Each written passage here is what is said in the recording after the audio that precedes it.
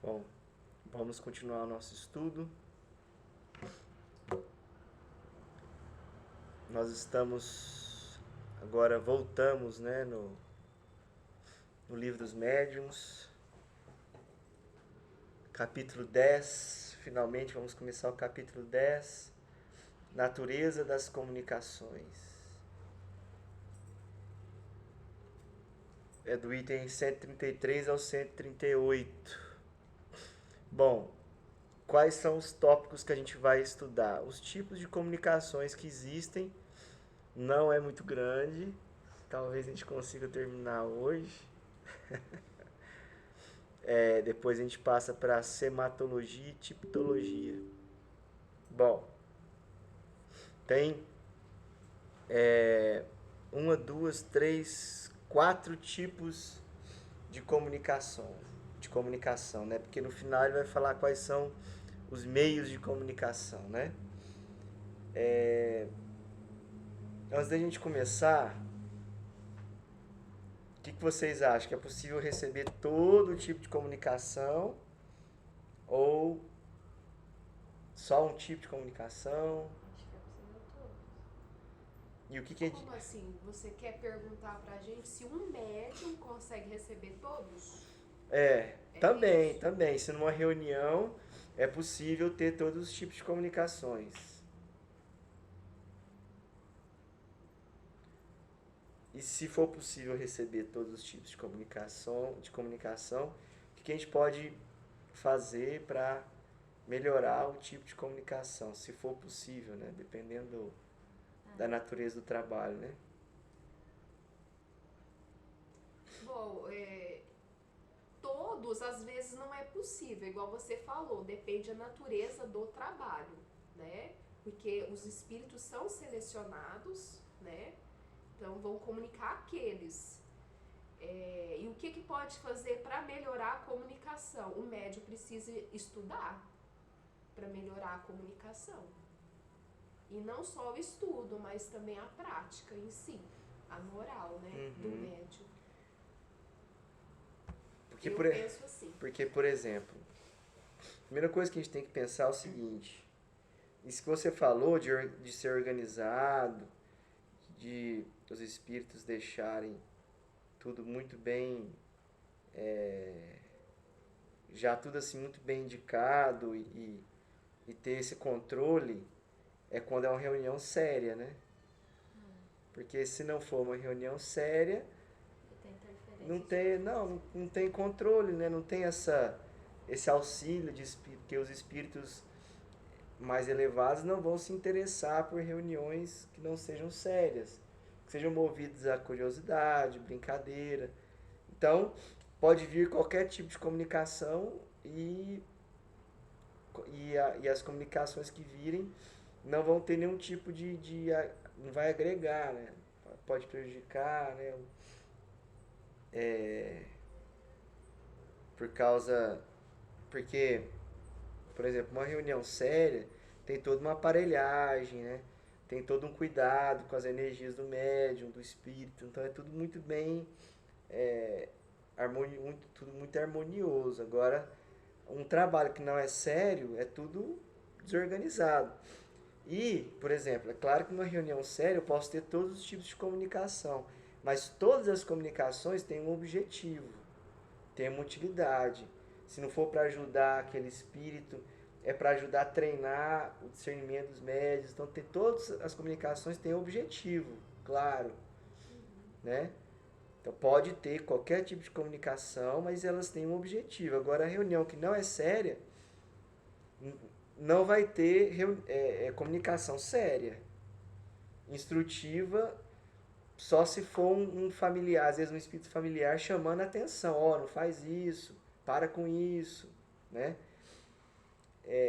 E a chance de ter comunicações grosseiras ou frívolas e que não agregam em nada é muito grande. Então a gente tem que sempre lembrar do que você falou que é muito importante, que é você utilizar o meio, né, a comunicação mediúnica para o bem, né? Então, o trabalho ser sério já tem um objetivo de auxílio, né? Então, é diferente. Bom, vamos fazer então a leitura. Começa para nós, Paulo, por favor. Item 133. Dissemos que todo efeito que revela na sua causalidade um ato, ainda que insignificantíssimo, de livre vontade, atesta, por essa circunstância, a existência de uma causa inteligente. Assim, um simples movimento de mesa que responda ao nosso pensamento ou manifeste caráter intencional pode ser considerado uma manifestação inteligente. Bom, isso é uma frase muito importante que Kardec utilizou para poder explicar várias coisas e que é uma expressão muito lógica e que ela é, vamos dizer assim, ela faz todo sentido, porque como que a gente vai ter um efeito inteligente se não tem uma causa inteligente, né? É assim que é dessa expressão que ele se serviu para explicar Deus. Se existe o efeito, que é a criação inteligente, né, toda a natureza, que é muito inteligente, né, e que tem leis harmoniosas, tem que ter uma causa. Aí é a causa primária, né? O Criador é a causa primária. Então, tudo que eles estavam estudando o quê? As mesas estavam movimentando, né? Estavam levitando. E, de repente, uma pessoa pensava numa coisa, a mesa respondia o que a pessoa tinha pensado. Porque eles começaram a ter um método, né? Ó, se for sim 2 vezes, se for não uma vez. Aí começaram a usar a cesta com uma caneta amarrada, depois começaram a usar a mão do médium, a mão da pessoa direto. Então tinha um método. E aí eles respondiam. Então, o efeito era o quê? Respostas inteligentes. Então tinha que ter um ser inteligente que proporcionava aquilo ali. E, além disso, só um ser inteligente poderia responder a perguntas com uma resposta lógica de acordo com a pergunta. Né? Não tem como a mesa responder, a mesa ter, né, reação. Se a isso houvesse de ficar circunscrito o resultado, só muito secundário interesse nos despertaria. Contudo, já seria alguma coisa a dar-nos a prova de que, em tais fenômenos, há mais do que uma ação puramente material. Nula, ou, pelo menos, muito restrita, seria a utilidade prática que daí decorreria. O caso, porém, muda inteiramente de figura, quando essa inteligência ganha um desenvolvimento tal que permite regular a contínua troca de ideias. Já não há, então, simples manifestações inteligentes, mas verdadeiras comunicações. Os meios de que hoje dispomos permitem que as obtenhamos tão extensas, tão explícitas e tão rápidas como as que mantemos com os homens. Então, se criou um meio de comunicação, né, com o mundo espiritual. Porque antes do Espiritismo, né, a gente até outra vez conversou sobre isso, várias religiões, várias doutrinas falavam sobre vida após a morte, existência dos espíritos, reencarnação. Isso não é um assunto novo. Médiuns, né, que antigamente poderiam se chamar profetas ou pitonisas, e aí, né, alguns chamavam de bruxas, e aí com o nome, né, eram variados tipos, né. Então, essas questões já existiam há muito tempo na humanidade. Só que, como que iriam provar? Então, nunca tinham tido um método e uma forma de comprovar a existência deles. Então, Kardec foi o primeiro que elaborou uma forma de realmente comprovar, estudar sobre a existência do mundo espiritual. Então, o meio de comunicação, e essa comunicação utilizada como prova também que existe um ser desencarnado inteligente do mundo espiritual comunicando com um ser encarnado do mundo material. Então, esse meio de comunicação é o médium, e para que o médium consiga se comunicar, ele utiliza o perispírito, que é algo semimaterial, né? Então, semimaterial, ele consegue conectar com outro ser, porque é o intermediário entre os dois planos. A ciência ainda vai chegar, a ciência material, vamos assim dizer, porque comprovado já foi. Né? Kardec, William Crookes, vários cientistas da época se propuseram a estudar sobre os temas espirituais. Mas a ciência materialista ainda vai chegar na comprovação material do perispírito. Aí quando chegar no perispírito, aí já abre um campo, né? Aí para chegar a Deus já caminha bem menor, né? Para a ciência material comprovar a existência de Deus. Mas existe esse meio de comunicação, né? Que igual a gente usa o celular para comunicar com a pessoa do outro lado do mundo, um médium pode receber um espírito de outro planeta, um espírito que esteja em outro lugar, né? Porque ele consegue se transportar rápido para onde o médium está e se comunicar, ou seja, é um meio de comunicação muito rápido, né? E ele consegue a resposta rápida também daquela pergunta ou daquilo que se propõe a comunicar. E foi justamente por causa que aí entra o controle universal do ensinamento dos espíritos, né? Kardec utilizou esse controle para ele separar mensagens boas das ruins. Primeiro ele verificava o conteúdo, se era lógico, se era elevado, se realmente estava condizente com os espíritos superiores. E em segundo lugar, o seguinte, esse controle universal a mensagem aparecer ao mesmo tempo por vários médiuns diferentes em vários lugares diferentes. Ele começava a receber cartas de vários médiuns diferentes das perguntas que ele havia feito e enviado, e as perguntas com a mesma resposta, com a resposta muito semelhante, que ele via Padrão, né? e também via a resposta no mesmo sentido, com a mesma elevação. Então ele utilizou um método científico para poder trabalhar e comprovar a existência do mundo espiritual, as comunicações. Então, uma das coisas que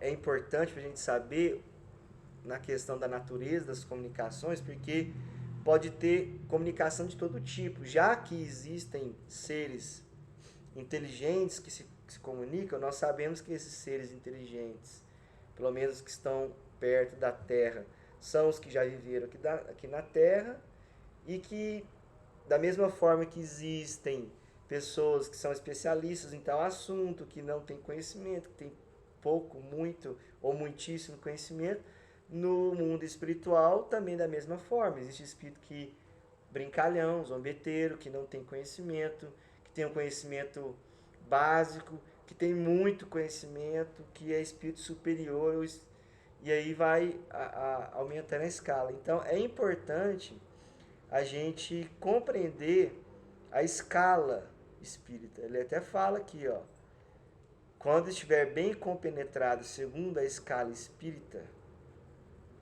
da variedade infinita que apresenta os espíritos, sob o duplo aspecto da inteligência e da moralidade, facilmente se convencerá de que há de haver diferença entre as suas comunicações. Então vamos dar uma olhadinha rápida na escala espírita, porque o que a gente precisa compreender? Existem 3 ordens. A terceira ordem, que é dos espíritos imperfeitos, a segunda ordem, que é dos espíritos bons, e a primeira ordem, que tem uma só classe, que é dos espíritos puros ou perfeitos. Porque aí a gente vai conseguir entender que existem infinitas variedades de comunicação, porque a escala se consegue ter um norte, né? Uma escala básica, mas entre essas classes há uma infinita variedade de variações. Então a escala é só para a gente ter uma ideia, né, do leque, né, de possibilidades. Então as comunicações podem ter esse leque da mesma forma. pode estar em qualquer grau da escala, né, o espírito. Então, basicamente, né, essa terceira ordem, quais são os tipos? Vamos lá olhar, relembrar. É importante que todos possam estudar essas classes, relembrar, estudar, porque esse aqui é um ponto-chave no Espiritismo. Da mesma forma que o amor é primeiro ponto, a reencarnação é o segundo, a escala espírita, para a gente entender a evolução, é crucial também, né? Então, terceira ordem, espíritos imperfeitos. Dentro dessa terceira ordem, ó, e ele também fala o seguinte, entre essas classes, pode ser um que está entre uma classe e outra, não quer dizer que a 10ª classe, vamos supor, chega um ponto lá que tem a 7ª classe e a 6ª, não quer dizer que a 6ª é melhor que a 7ª, pode estar misturado, um pouco de uma e um pouco da outra, então é só para a gente ter uma ideia mesmo de classificação. 10ª classe, espíritos impuros, inclinados ao mal, né?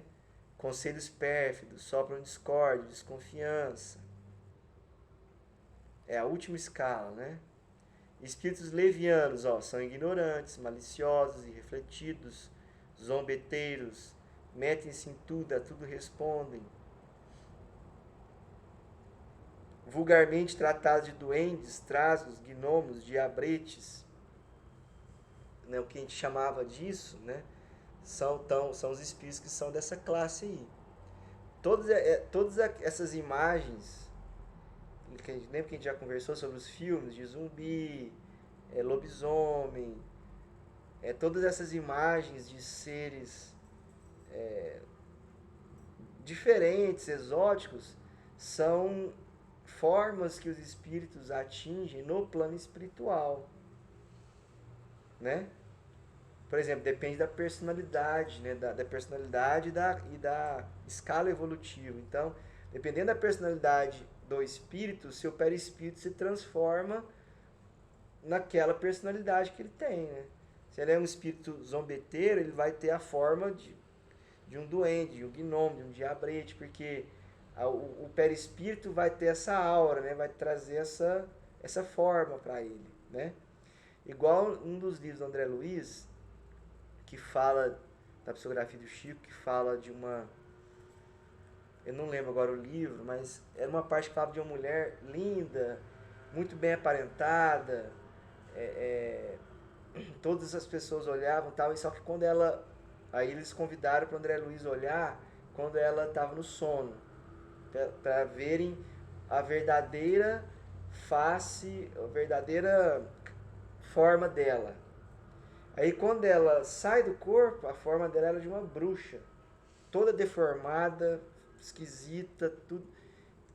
Porque era uma pessoa má, nervosa, uma pessoa que desejava o mal das outras, então ela era uma pessoa muito ruim. Então essas características faziam com que o perispírito ficasse impregnado dessas características.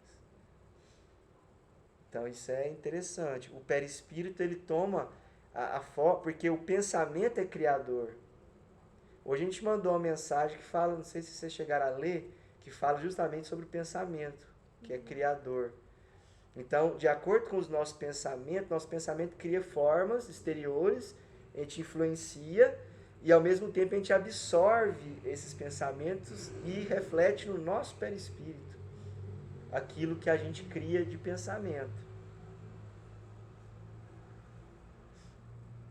Isso é bem interessante. Aí vai para 8ª classe, espíritos pseudo-sábios, possuem conhecimentos bastante amplos, porém creem saber mais do que realmente sabem. Tendo realizado alguns progressos sobre diversos pontos de vista, a linguagem deles aparenta um cunho de seriedade, de natureza a iludir com respeito às suas capacidades e luzes, mas em geral isso não passa de reflexo dos preconceitos e ideias sistemáticas que nutriam na vida terrena. É uma mistura de algumas verdades com os erros mais polpudos, através dos quais penetram a presunção, o orgulho, o ciúme e a obstinação de que ainda não puderam despir-se. 7ª classe, espíritos neutros, nem bastante bons para fazerem o bem, nem bastante maus para fazerem o mal. Pendem tanto para um como para o outro, e não ultrapassam a condição comum à humanidade, quer no que concerne à moral, quer no que toca à inteligência. Apegam-se às coisas deste mundo, de cujas grosseiras alegrias sentem saudades. 6ª classe, espíritos batedores e perturbadores. Não formam classes distintas pelas suas qualidades pessoais. Podem caber em todas as classes da 3ª ordem. Então, esse que chamaram de espíritos batedores de 6ª classe, ele pode estar em qualquer classe. Porque eles fazem pancadas, ruídos, perturbam, né? Atrapalham.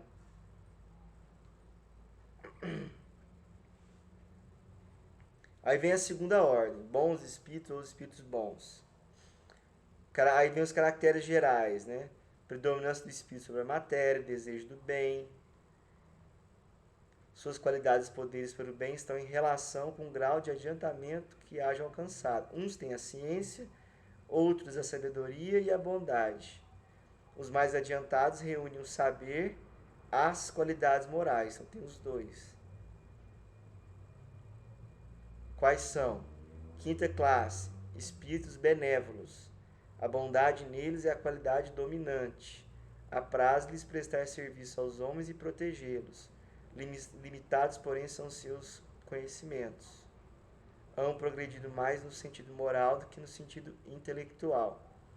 4ª classe, espíritos sábios. Distingue-se pela amplitude de seus conhecimentos. Preocupam-se menos com as questões morais do que com as de natureza científica, para as quais têm maior aptidão. Entretanto, só encaram a ciência do ponto de vista da sua utilidade, e jamais dominado por quaisquer paixões próprias dos espíritos imperfeitos.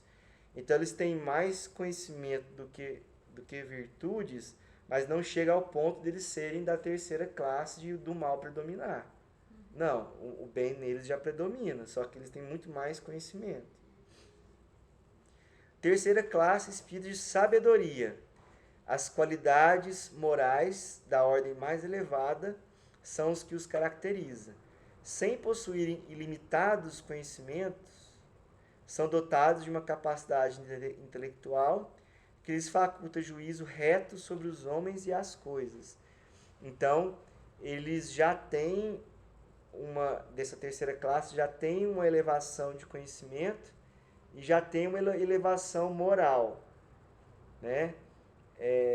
Sendo que a elevação moral é mais forte neles, só que eles já têm mais conhecimento do que os benévolos, né? São semelhantes, mas eles têm mais conhecimento, só que não são conhecimentos ilimitados, né?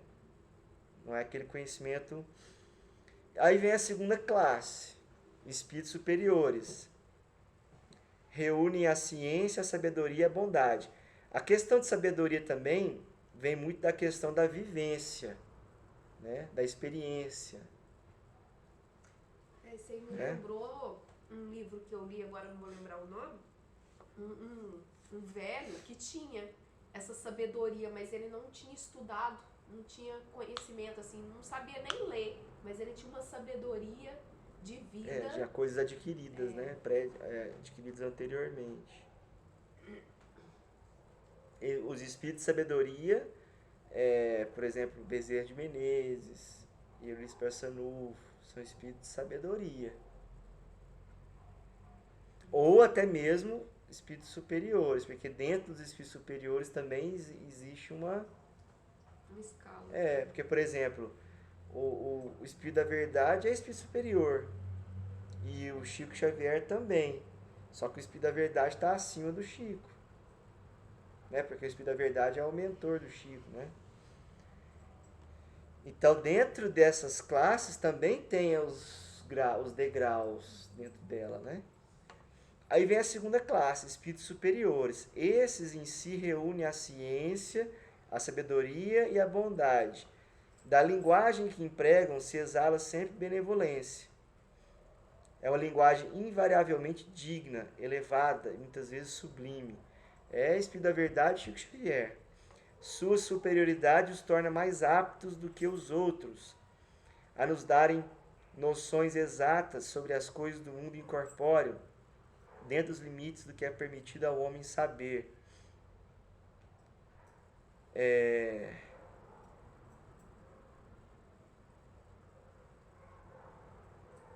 Comunicam-se complacentemente com os que procuram de boa fé a verdade e cuja alma já está bastante desprendida das ligações terrenas para compreendê-la.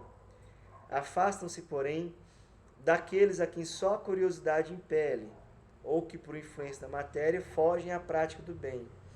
Quando, por exceção, encarnam na Terra, é para cumprir missão de progresso, e então nos oferece o tipo da perfeição a que a humanidade pode aspirar neste mundo. Então, se a gente quisesse, a gente poderia alcançar, não nessa encarnação, mas ainda na Terra, a gente poderia alcançar a escala de espírito superior, se a gente quisesse. Que é o que ele fala. O tipo da perfeição a que a humanidade pode aspirar neste mundo. Mas não total, né? Não, espírito superior não é total, né? Total é espírito puro, né? É, total é espírito Não, puro. mas aí você não falou que está desenvolvido. Levanta um pouquinho, sobe um pouquinho, fazendo favor. Está desenvolvido lá a ciência, sabedoria Esses e reúnem em bondade. si, só que não é total. Eles reúnem os 3 pontos em altíssimo nível.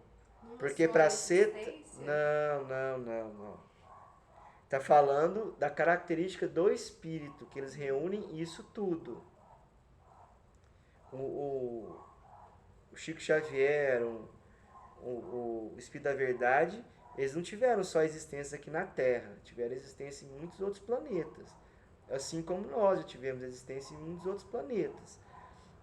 Ele está falando que se nós quiséssemos aqui na Terra, não é nessa existência não, mas no conjunto, se a gente continuar vivendo aqui na Terra, encarnando aqui, que a gente poderia alcançar o estágio de espírito superior, se a gente quisesse. Que é o que ele fala aqui, ó. Nos oferecem o tipo da perfeição a que a humanidade pode aspirar neste mundo. Tudo isso me fez lembrar um livro do André Luiz que fala sobre o cérebro, sobre a mente. Que o nosso cérebro é igual um guarda-roupa. Não é assim que ele fala, mas agora eu pensei dessa forma. Que chegou, né? Que é igual um guarda-roupa e as gavetas vão se abrindo. Então, uma ajuda a outra. Então, vai desenvolvendo aos poucos. Qual livro que é? Não lembro qual que é. Mas é do André Luiz. Pode ser o Missionários da Luz, né? Porque ele fala muito sobre o cérebro, a mente, Então a mediunidade. É porque, assim, o exemplo que Jesus nos trouxe, que é um espírito puro, a gente não consegue alcançar a pureza de Jesus nesse mundo. Isso é impossível. Porque a gente precisa da experiência, da vivência em outros mundos para chegar à perfeição. Só que aí, quando vieram os apóstolos, igual, por exemplo, Chico Xavier, ele nos mostrou exatamente qual que é o modelo, o tipo de conduta e de situação que a gente pode alcançar um dia, encarnando aqui na Terra.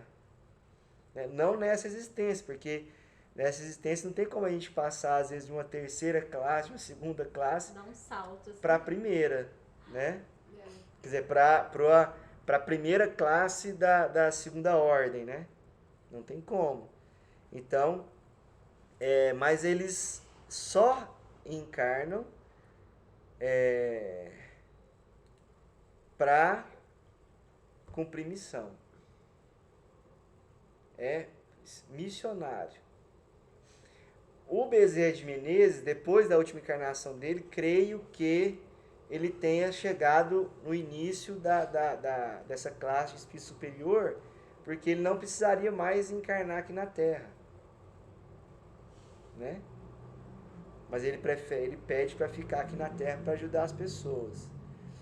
E é bom a gente fazer esse exercício, a gente tentar verificar, por exemplo, espíritos benévolos, que a bondade é a qualidade dominante. O que eu imagino? Isso aí já é minha opinião.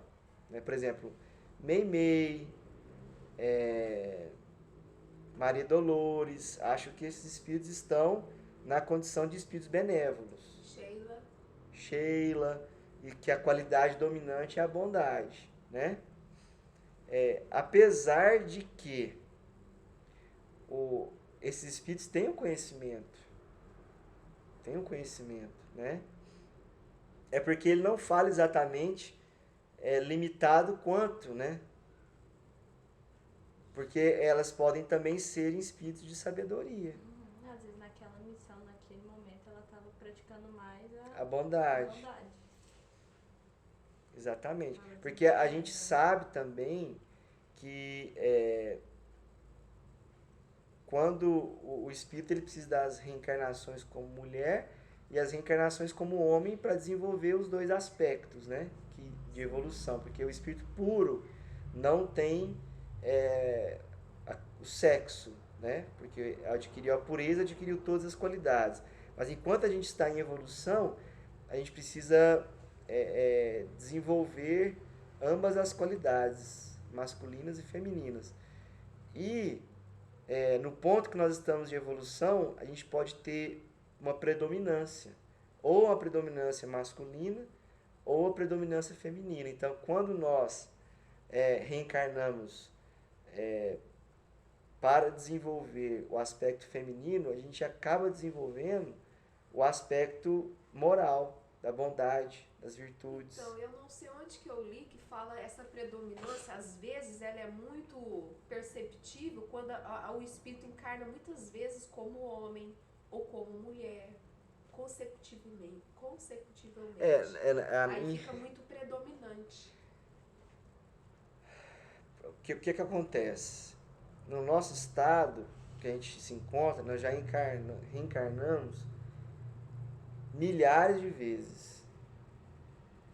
Milhares ou, não sei se milhões, mas milhares de vezes nós já reencarnamos. Ou centenas de milhares de vezes. E múltiplas encarnações, masculinas, femininas. Só que como a gente tem o livre-arbítrio, o nosso livre-arbítrio que a gente prefere, às vezes, tomar um caminho mais envolvendo qualidades masculinas ou femininas. Por isso que, se a gente for analisar um espírito, no seu contexto evolutivo, ele vai ter uma predominância. Pelo fato dele ter, por questão de escolha, de livre-arbítrio, ter preferido primeiro um ou outro. Então, não necessariamente várias encarnações como... Mas isso é importante, se a gente for parar para pensar? O quê? A predominância de masculino ou feminino? Porque eu acho que você mesmo que disse uma vez pra gente que Jesus era como uma mãe. Não sei se foi Jesus que você falou, era como uma mãe, mas quando ele tinha que ser firme... como espírito puro... Ou foi Chico que você falou? Chico parecia... isso, Chico. Ele tinha como uma personalidade como uma mãe, mas quando ele tinha que ser duro, ele era como um homem. Firme, né?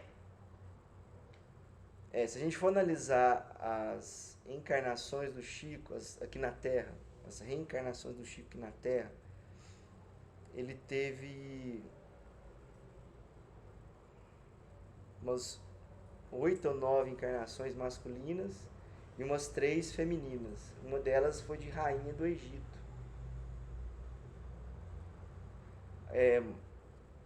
Mas o Chico é um espírito ainda superior, né? Então, como espírito superior, ele ainda tem aspectos a desenvolver. É difícil a gente conseguir analisar qual que é a predominância. Se ele tem uma predominância, mas o fato é que ele é um espírito que ele já tem totais condições, de acordo com a necessidade, agir com mais energia ou agir com mais amor. Agora, quem, como espírito puro, já conseguia de acordo com a necessidade, aplicar as energias da forma mais perfeita, é Jesus, né? No momento que ele precisava dar o carinho, ele tinha aquele amor de mãe. quando ele precisava admoestar, chamar atenção, conversar, por exemplo, com fariseus, ele usava as energias masculinas, né? Então, a gente tem que separar Jesus como espírito puro, que ele já... O espírito não tem sexo, por quê? A gente tem que entender o que é o sexo. Existem livros muito bons que falam sobre a questão das energias sexuais do sexo, né? Que são dois. Um mais romance, né, de André Luiz, que conta a história, né, de famílias, que é o Sexo e Destino. E um mais de Emmanuel, que é mais no sentido teórico, para falar sobre o sexo, que é o Vida e Sexo. Aí é importante ler com bastante calma para a gente entender, mas o sexo é relacionado à energia criadora que todos nós temos. É porque a gente sexualiza, né, as questões, mas o sexo é relacionado à energia criadora que todos os espíritos têm. E nessa energia criadora que todos temos, nós temos a forma de utilização dessas energias. Então, a gente reencarna como homem e como mulher para desenvolver esses aspectos. Então, é importante para o espírito a questão do gênero que ele vai reencarnar, para saber qual que é o tipo de aplicação que ele vai dar, ou de prioridade que ele vai dar, entendeu? De acordo com a missão, com a existência que ele escolher. Essa existência eu preciso desenvolver meu aspecto moral, de pensar no próximo, desenvolver o meu carinho. Então, provavelmente ele vai pedir uma existência feminina, porque o que acontece? Como a mulher ela já tem a questão da geração da vida, isso aí tem várias mensagens que falam sobre essa questão da mãe, da maternidade. Então ela já recebe as energias divinas preparadas para isso. Então ela sente mais, tem mais sensibilidade, ela tem mais percepções mediúnicas, até. Então a mediunidade na mulher ela é mais sensível, justamente por causa disso, porque a mulher tem já acesso a essas energias. É interessante isso. E então ela tem mais, como ela tem essa sensibilidade maior, se a pessoa não tiver isso desenvolvido, ela vai desenvolver mais, porque ela vai passar por esses sentimentos, tanto mentalmente, espiritualmente, como organicamente também. Todo esse processo. Então, isso vai incentivar esse espírito a desenvolver isso. Então, depende muito da nossa necessidade, do nosso planejamento reencarnatório. Ao passo que também, às vezes, o desenvolvimento intelectual também é de grande desafio num corpo que você é mais sensível também, né? Porque eu sinto que a minha missão é desenvolver o aspecto intelectual, que eu abandonei em várias outras encarnações, assim, eu sinto que é uma missão para essa vida. Porque dentro do aspecto intelectual, você tem várias possibilidades de aplicação. Então, por exemplo, dentro do aspecto intelectual, você pode focar no aspecto mais criativo. Porque dentro do aspecto intelectual tem um aspecto mais exato de matemática, lógica, e outro aspecto mais artístico, criativo, que é totalmente diferente, né? São dois. Então, não quer dizer que você não desenvolve a intelectualidade, você desenvolve a intelectualidade nesse sentido criador, porque o próprio sentimento que você desenvolve esse aspecto criador. Por isso que as pessoas que têm uma mediunidade mais sensível, de incorporação, psicografia, acabam tendo mais facilidades nessas questões de arte, pintura, música, tudo relacionado à criatividade. Entendeu? Já as pessoas que têm mediunidade bloqueada, ou que não vê, não ouve, consegue ter uma facilidade maior no aspecto lógico, de cálculo, de concentração, entendeu? São aspectos diferentes Já ouvi falar isso mesmo. que você desenvolve. Por isso que no livro Desobsessão fala o seguinte, que o médium de corporação, ele não pode ser o dirigente, por exemplo, da reunião. Porque não vai ter essa condição de concentrar para isso, para ficar... Porque vem bombardeio, né, de Ai, pensamentos, de fiquei tão triste energias. agora, desanimada. Não. Eu preciso muito desenvolver minha parte intelectual para exatas. Eu preciso. Não, mas a gente tem que desenvolver aquilo que a gente tem facilidade, aquilo que a gente tem aderência, conexão.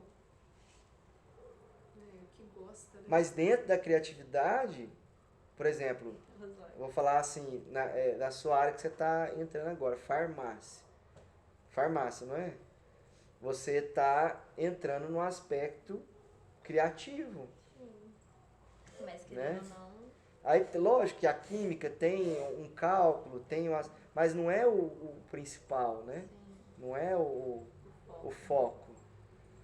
não vai dar certo. Dá certo, mas é porque é só pra gente entender que tem essas possibilidades. Então a gente vai fazer nosso planejamento, quando a gente tem mais consciência, a gente percebe que a gente precisa evoluir, a gente acaba escolhendo junto com os nossos benfeitores. A gente escolhe e eles nos auxiliam essa escolha. E dependendo da nossa necessidade, a gente escolhe o caminho. Aí claro que existem, quando, por exemplo, um espírito que tem uma predominância feminina escolhe reencarnar como homem. Ele não tem nenhum desequilíbrio. Então ele não vai ter nenhum tipo de desequilíbrio energético que vai fazer isso incomodá-lo, entendeu? Vai incomodar essa questão de ter escolhido nascer numa situação que diverge da porcentagem da característica dele. Agora, quando a gente... isso eu não estou falando por mim, viu? Estou falando as palavras de Emmanuel. Quando a gente abusa das faculdades genésicas, a gente abusa, cometi abuso.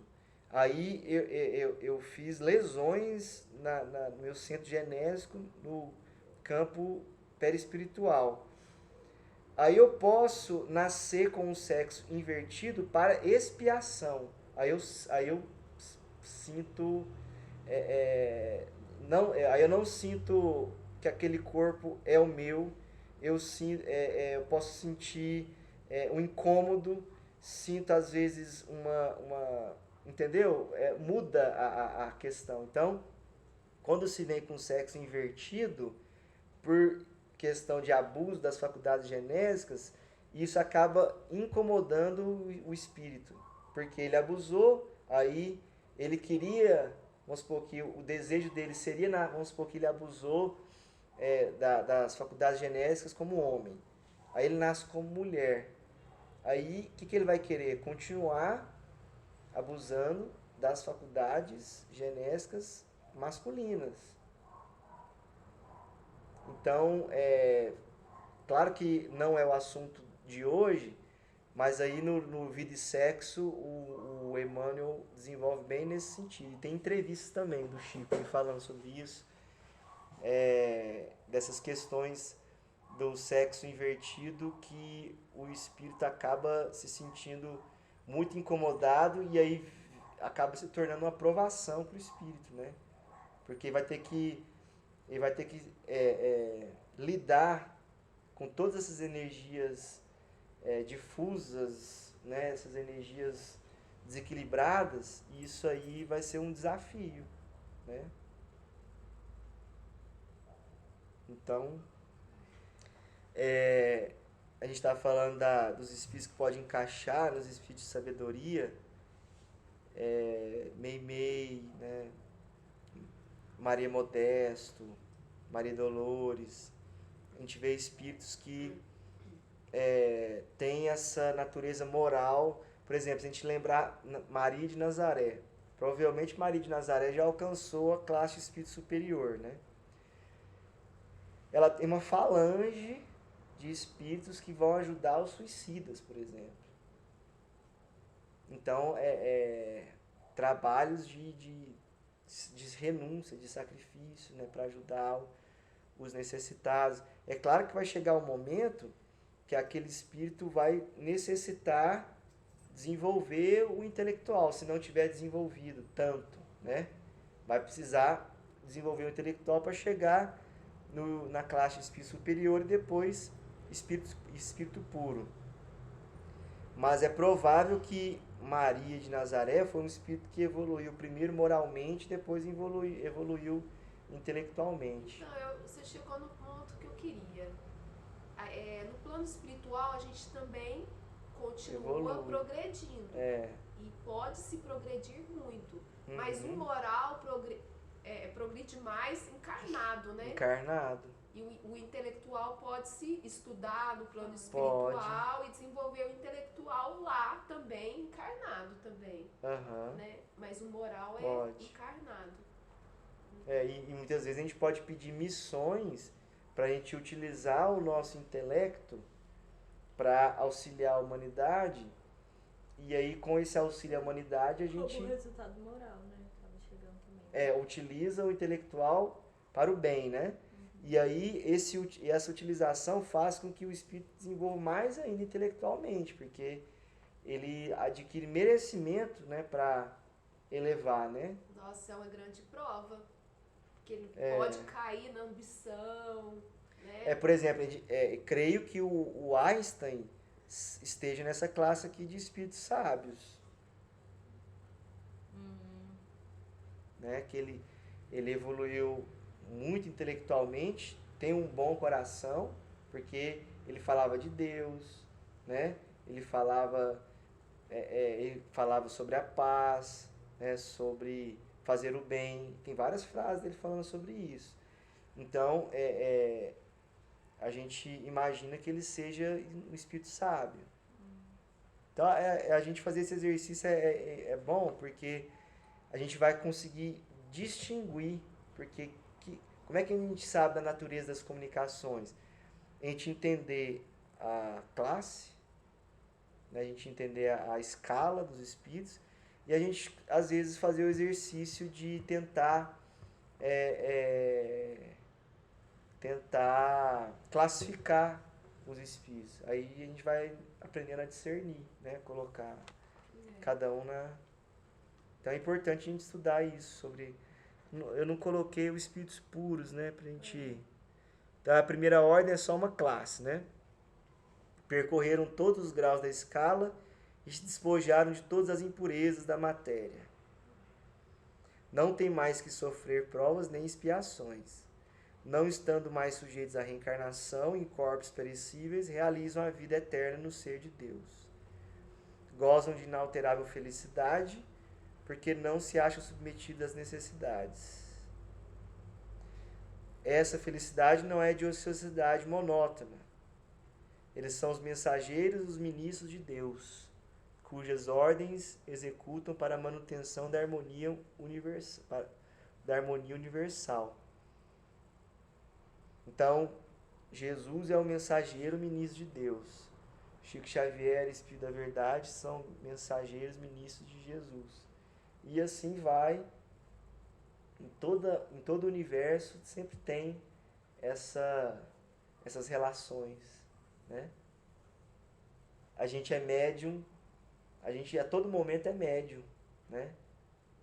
Por exemplo, quando eu estou fazendo uma limpeza, eu estou sendo médium de limpeza, estou sendo um instrumento, né,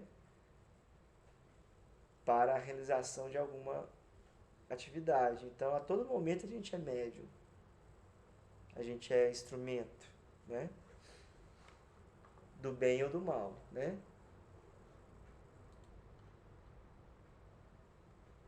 Continua para nós, Paula, fazer favor? É o sexto? Isso. Quem estiver bem compenetrado, segundo a escala espírita, o livro dos espíritos, número 100, da veredade infinita que apresentam os espíritos sobre o duplo aspecto da inteligência e da moralidade, facilmente se convencerá de que há de haver diferença entre as suas comunicações, que estas hão de refletir a elevação ou a baixeza de suas ideias, o saber e a ignorância deles, seus vícios e suas virtudes, que, numa palavra, elas não se hão de assemelhar mais do que a dos homens, desde os selvagens até o mais ilustrado europeu. Em 4 categorias principais se podem agrupar as matizes que se apresentam, segundo seus caracteres mais acentuados. Elas se dividem em grosseiras, frívolas, sérias e instrutivas. Lê para nós, Andressa, por favor. Comunicações grosseiras. Comunicações grosseiras são as concebidas em termos que chocam o decoro. Só podem provir de espíritos de baixa estofa, ainda cobertos de todas as impurezas da matéria, e em nada diferem das que provenham de homens viciosos e grosseiros. Repugnam a quem quer que não seja inteiramente baldo de toda delicadeza de sentimentos, pela razão de que, acordemente com o caráter dos espíritos, elas serão triviais, ignóbeis, obscenas, insolentes, arrogantes, malévolas e mesmo ímpias.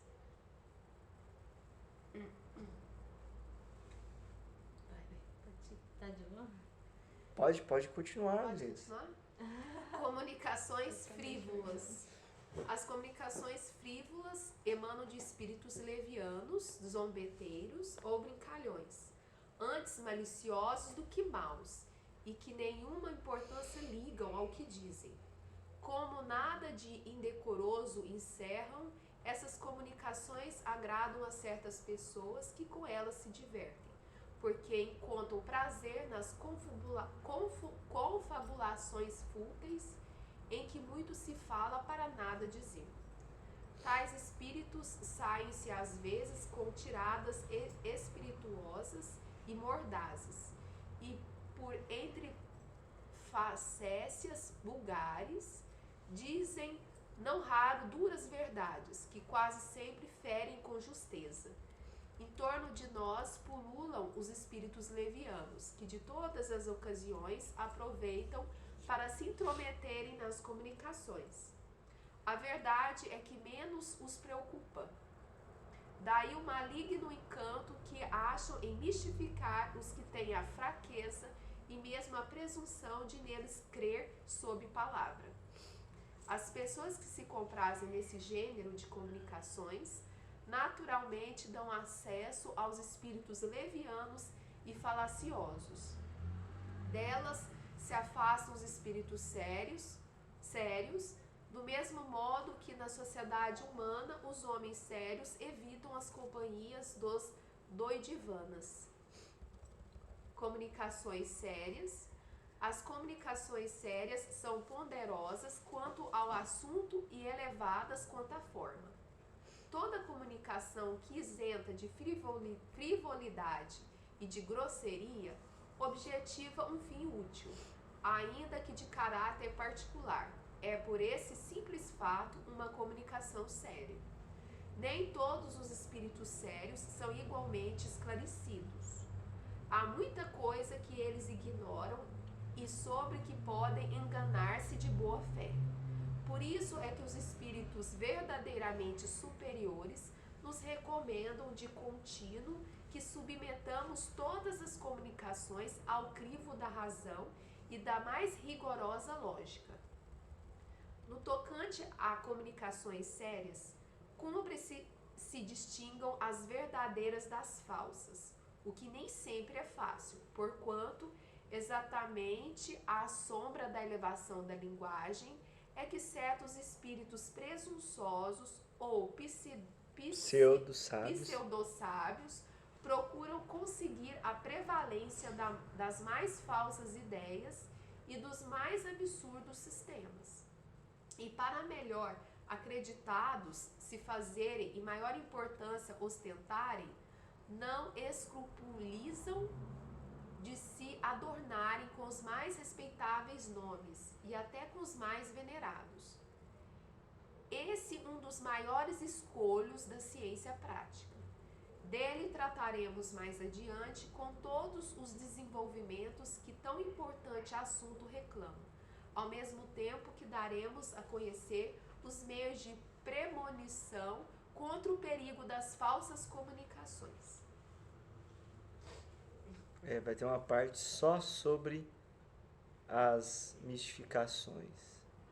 A gente pode Aí é concluir melhor. hoje, semana que vem a gente vê esse. Não, mas aí esse aqui tá longe, ó. Depois, né? Tá bem distante. Deixa eu ver aqui como é que tá o 303.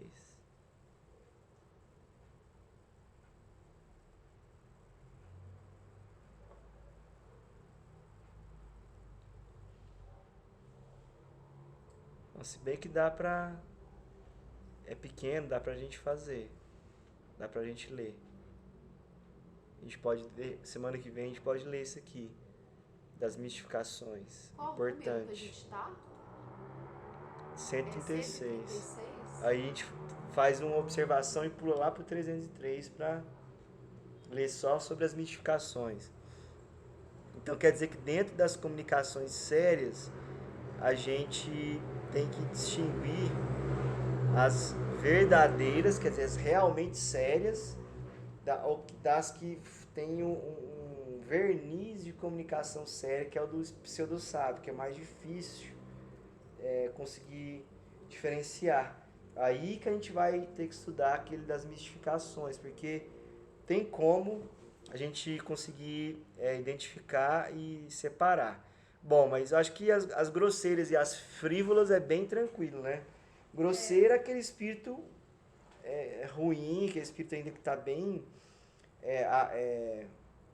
numa escala evolutiva bem baixa ainda, né? E que fala grosseria, xinga, né? Não tem sentimentos, não... né?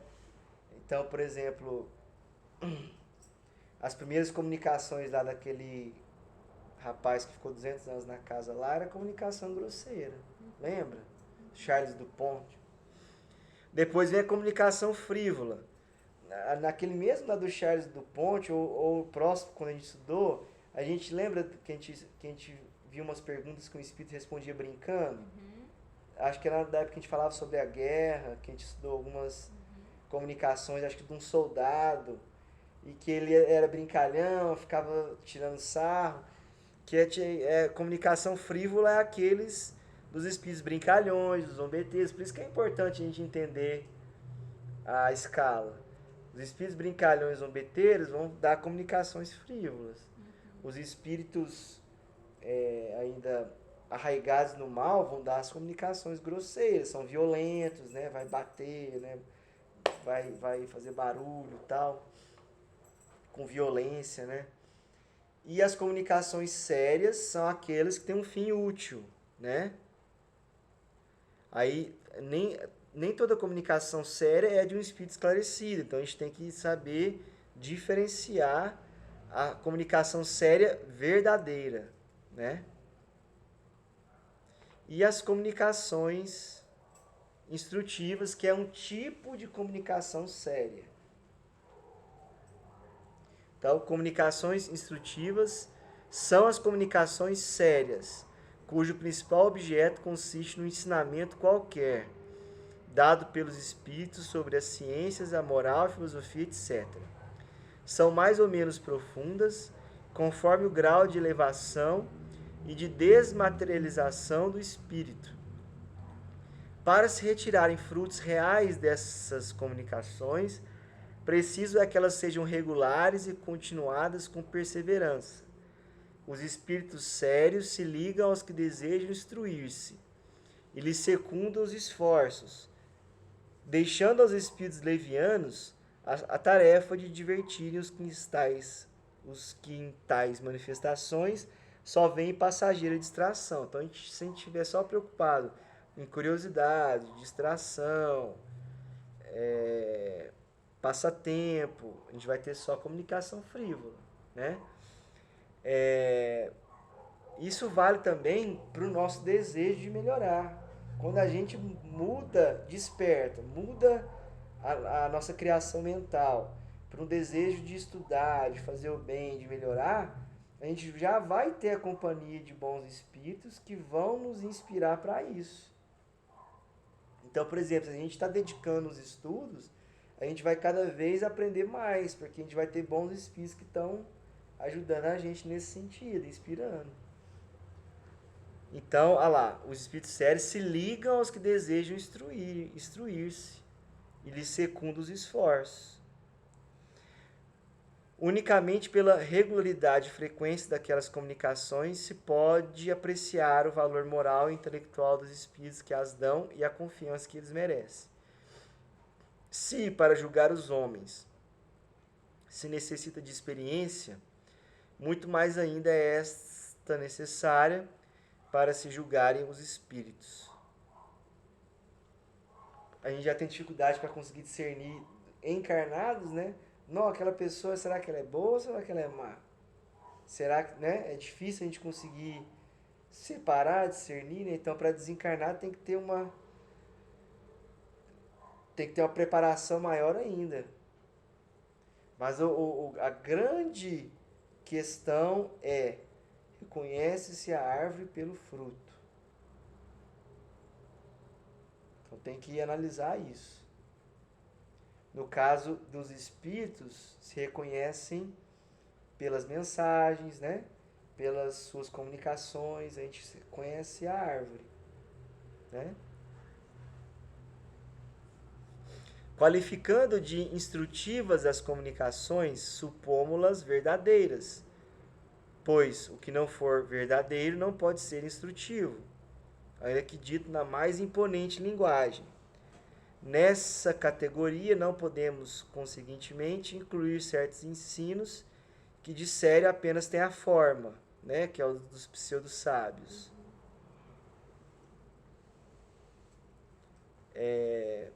Então, toda comunicação instrutiva é comunicação séria, mas nem toda comunicação séria é instrutiva, né?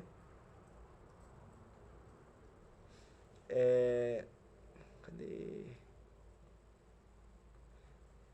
Inclui certos ensinos que disseram apenas tem a forma, muitas vezes empolada e enfática, com que os espíritos ditam, mais presunçosos do que instruídos, contam iludir os que os recebem.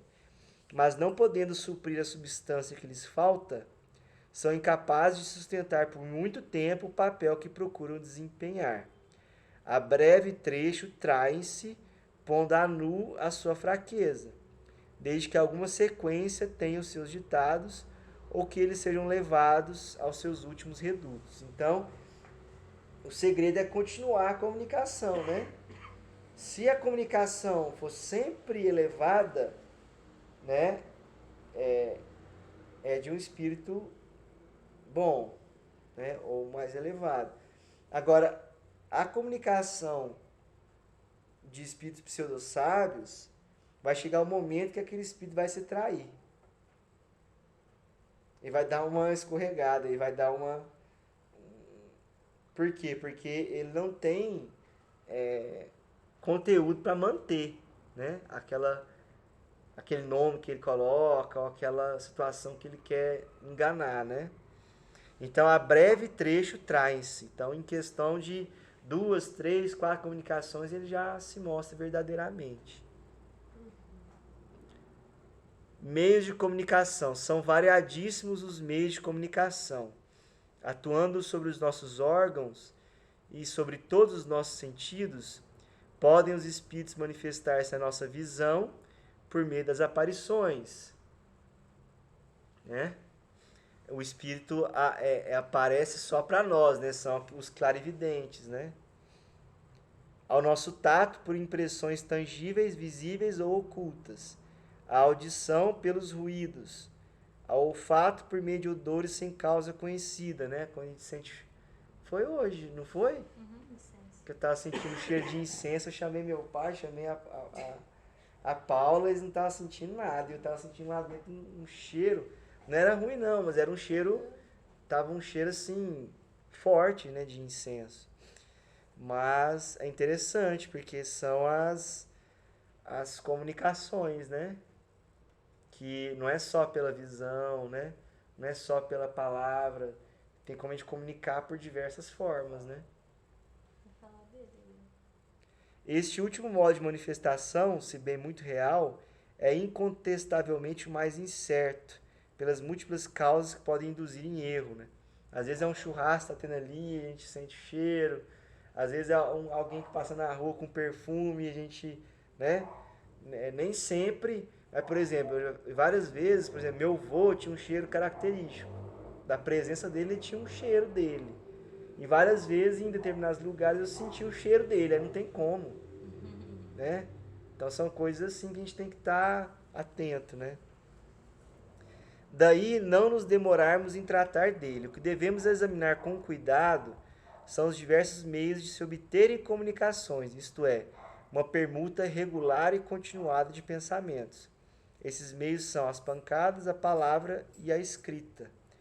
Estudá-los-emos em capítulos especiais. As pancadas, porque era por esse meio, os efeitos físicos, que a codificação se obteve, né? Era uma prova concreta, né?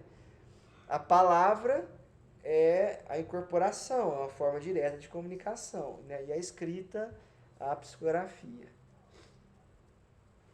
Então, é isso. Bom, né?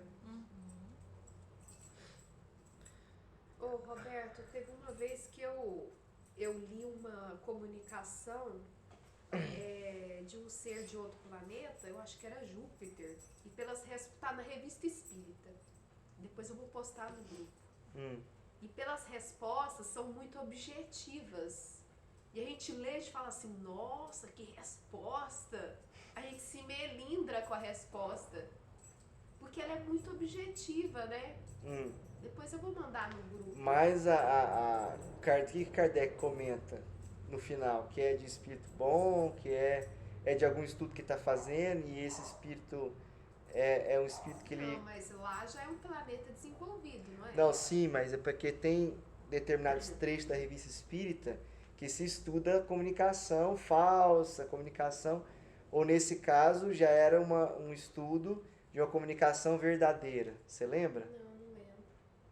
Mas eu comentei isso, que não só nesse texto que eu li, em vários outros, que quando tem comunicação assim, vai com uma resposta bem objetiva, bem curta, a gente se melindra, fala assim, nossa, que resposta, né? A gente se melindra, a nossa... Mas melindrar por quê que você tá falando? Porque a gente assim? acha que foi uma mal resposta, que foi muito grosseira, Fere, foi muito né? objetiva. Fere nossa suscetibilidade, né? É o nosso orgulho, né? O Emmanuel tem essa característica, né? Resposta firme, direta, né? Bem... Vocês acham que Emmanuel está em qual classe? Dos espíritos superiores? É porque na época de Jesus, ele já tinha uma inteligência muito avançada, né? Tinha uma responsabilidade, uma disciplina. E quando ele conheceu Jesus, ele ainda não acreditou, né? Ele ainda demorou, há 2000 anos, desenvolve bem, né, nesse sentido, né? No final da vida dele, daquela vida como senador, ele entende a grandeza de Jesus e passa a seguir Jesus, né? Ele ficou anestesiado, né, diante da presença dele. Ficou sim. Ficou, né, naquela forma... E depois não tirou aquele momento da cabeça dele. Marcou, né? Marcou. Marca, né, ver Jesus, né? Como é que não marca, né? Mas analisando a trajetória dele, creio que ele está bem próximo ali não sei se ele chegou a espírito superior, mas ele está dentro da falange, né? Do espírito de verdade, da verdade. Porque no Evangelho ele já se comunicava, né, naquela mensagem de egoísmo, tem uma mensagem de Emmanuel lá. Tem. Então, ele já fazia parte. Provavelmente, não é que não. Ele... É o comecinho aqui, né?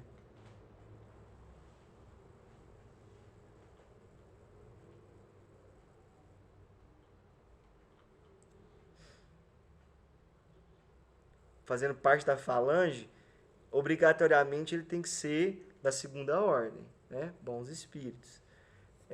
Mas já tendo uma... Provavelmente ele deve ser um espírito de sabedoria. Muito próximo de espírito superior.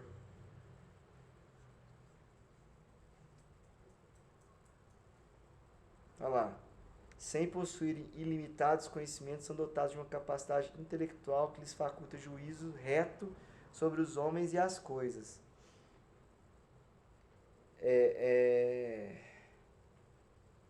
Apesar de que... Porque, assim, quando foi para falar sobre o aspecto científico, o Chico priorizou mais André Luiz, né? Vocês perceberam? Então, o Emmanuel, ele responde sobre qualquer questão intelectual, mas a parte científica mais pesada ele deixou para o André Luiz. Então, assim, entendeu essas análises? Então, por que eu acho... É muito assim, a gente falar uma coisa que pode estar ali também... que dentro da missão dele, né? Dentro da... Não quis apresentar, né? Então... Mas assim, o que a gente sabe é que ele tem uma inteligência, um conhecimento elevadíssimo, moral elevadíssima. Então, ele está numa dessas duas aqui, ó, terceira ou segunda classe. Porque ele foi selecionado para trazer a maioria das obras do Chico, né? Por exemplo, Consolador. Ele fala sobre várias áreas do conhecimento no livro. O Consolador, ele responde sobre várias áreas de conhecimento. E o primo do Cristo, João Batista? Não, ele é o Espírito da Verdade, né? O Espírito da Verdade. Essa eu já tinha falado, tinha esquecido. Aí, por exemplo, o Emmanuel pode estar no comecinho de Espírito Superior, né? No comecinho de desenvolvimento como Espírito Superior, né?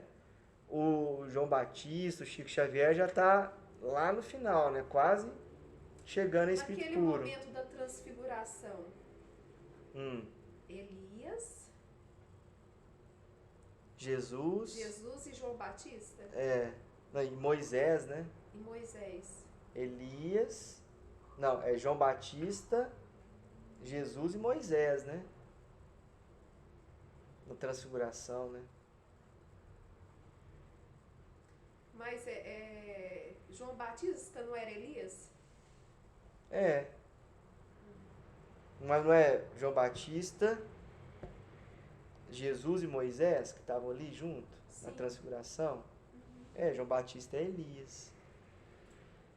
Só lembrar que falava assim, é o Elias que há de vir. Quer dizer que o Elias já tinha vindo e ele viria de novo. É aí que vem a questão que se estuda da reencarnação do Espírito da Verdade. Porque já veio, a gente não reconheceu, e ele há de vir. Quer dizer, ele virá, né? É a reencarnação do Espírito da Verdade. E Moisés? Moisés é Espírito da Verdade. Também. É porque na transfiguração é uma imagem, não é? Que Jesus mostrou. Sim. É uma imagem para mostrar os espíritos que vieram representando, né? Jesus. E aí pode ter vindo um outro espírito para representar, entendeu? Apareceu Jesus com João Batista e Moisés. Mas os dois são o mesmo espírito. Mas pode ter vindo um outro espírito para representar aquele espírito, do mesmo grau de evolução, entendeu? Entendi. Não quer dizer que, porque muitas pessoas utilizam essa situação para falar assim, ah não, mas o Elias, o João Batista, não pode ser Moisés. Porque se os dois são espírito da verdade, então quer dizer que João Batista não pode ser Moisés. Mas é possível fazer esse tipo de efeito físico ou utilizando um outro espírito ou utilizando uma radiação do mesmo espírito. Porque é uma imagem que está criando, né? É um efeito físico, é um fenômeno, né? É linda essa passagem. É. Então vamos encerrar aqui.